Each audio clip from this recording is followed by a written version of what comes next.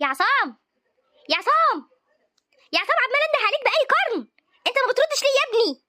وبعدين بقى في ماما اللي كل شوية تنده عليا، كل شوية عايزة طلبات، زهقتني في عيشتي.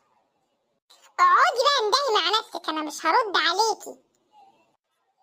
التربربربربي، التربربربربا، التربربربربي، يا حلاوة يا حلاوة يا حلاوة. هو يا حلاوه يا حلاوه يا حلاوه فعلا. مالك يا إيلان؟ بتتريقي عليا وزعلانة كده ليه؟